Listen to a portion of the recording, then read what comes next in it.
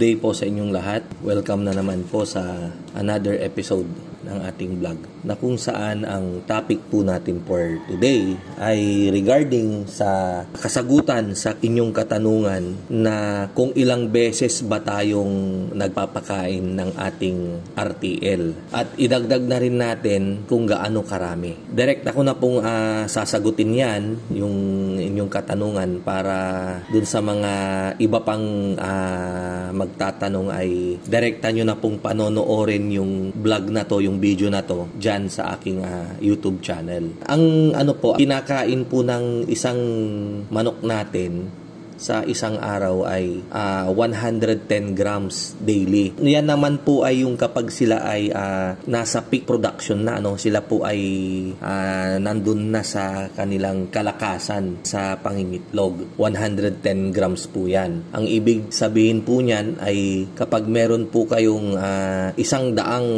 paitloging manok, ang kakainin po nila daily ay lumalabas na 11 kilos daily. Kung 1,000 naman po ito, ang kakainin po nila ay 110 kilos daily. Doon po sa sa 110 grams na yan ay doon po sa kanilang kalakasan. Subalit kapag yung RTL po ninyo ay bagong dating pa lang, 16 weeks pa lang, ay hindi pa niya mauubos yung 110 grams daily. Bagkos ito ay nasa nasa 80 grams. Yan, average po yan. So yung 100 heads nyo ay kakain muna siya ng mga 8 kilos po daily. Dahil ang pag-compute po niyan ay ilagay po natin na ang 1 kilo ay merong 1,000 grams. Ang isang sako ay 50 kilos. So 100 heads times 110 grams divided by 50,000. So lalabas po yan. May mga point po yan. Tapos i-multiply nyo sa 50. So lalabas po dyan 11 kilos. Ayan. So ganun po yung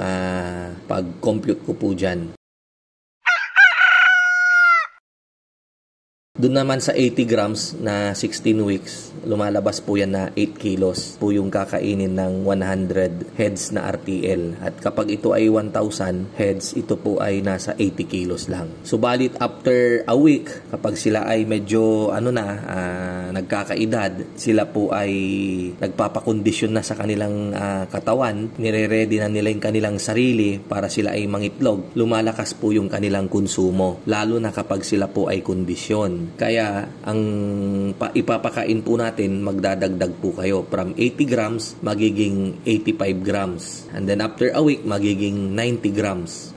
Dagdag. Ngayon, para hindi na po kayo magtimpla, hindi na po kayo kilo-kilo, tansyahan na lang po yan. Pag medyo nasobrahan ninyo, halimbawa napakain nyo yung 100 heads nyo ng dati 8 kilos, nagawa nyong 9 kilos. Pag naubos nila, ituloy nyo lang. Pag hindi nila naubos, sa susunod na araw, ipaubos nyo muna, and then kapag nasaid na, dagdag ulit kayo ng siguro the whole day, mga 8.5 kilos, ganyan, para hindi sila natatambakan ng pagkain. Tansyahan na lang po yan. Hanggang sa pagdating ng kalakasan na nilang mangitlog, sukatin nyo na po yung 110 grams per bird.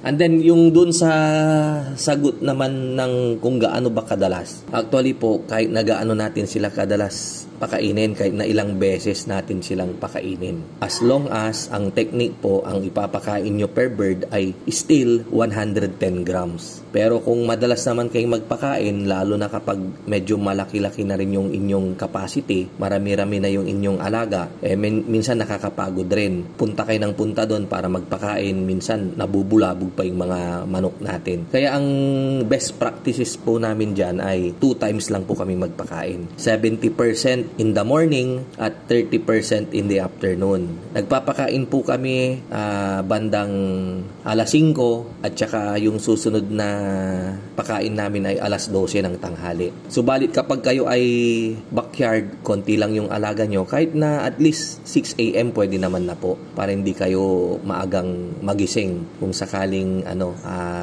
kasarapan pa ng tulog nyo ng alas 5. Dahil konti lang naman at saglit lang namang magpakain ng inyong mga manok kapag konti lang yung inyong alaga. Hindi kagaya sa amin, medyo marami-rami na rin po. 20,000 yung aming paitloging manok ngayon. So, matatagalan, abutin ng oras bago namin mapatapos na pakainin yung aming mga manok at painumin. So, sana nabigyan ko na naman kayo ng dagdag kaalaman regarding sa paitloging manok. Kita-kita po ulit tayo sa mga susunod nating video. Yan, maraming salamat po.